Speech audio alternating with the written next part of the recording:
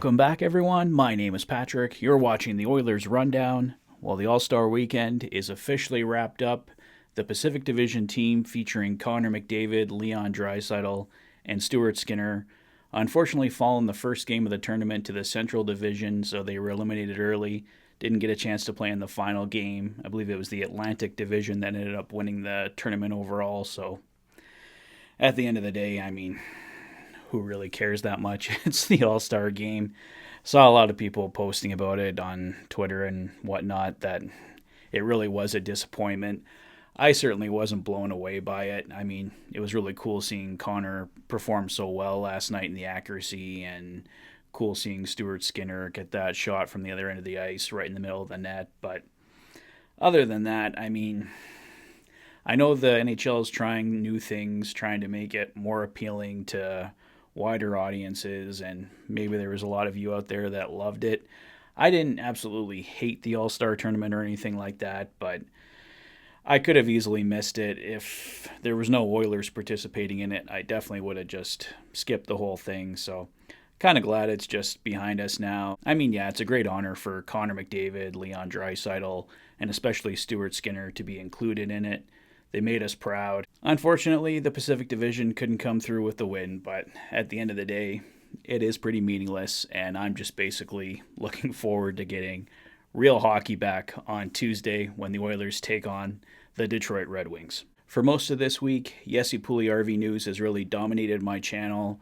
Tyson put out a good video today on Delany TV saying, we've pretty much been reporting on Jesse Puljujarvi potential trades since 2019 he was mentioning. I, of course, wasn't around at that point yet, but Tyson's been reporting on it for a long time.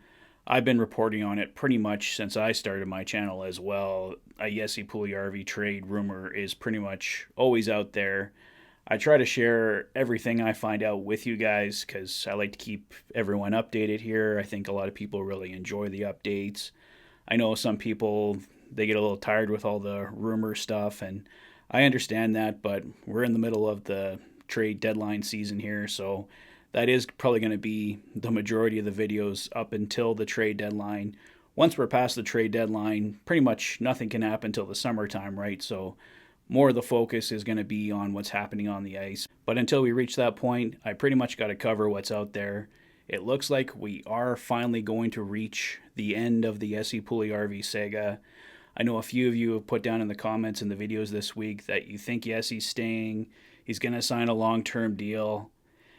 I'd be open to that, but I just cannot see that being a scenario that plays out. I can see Jesse Puljujarvi remaining with the Edmonton Oilers past the trade deadline, and then he eventually leaves as a free agent this summer after not being qualified.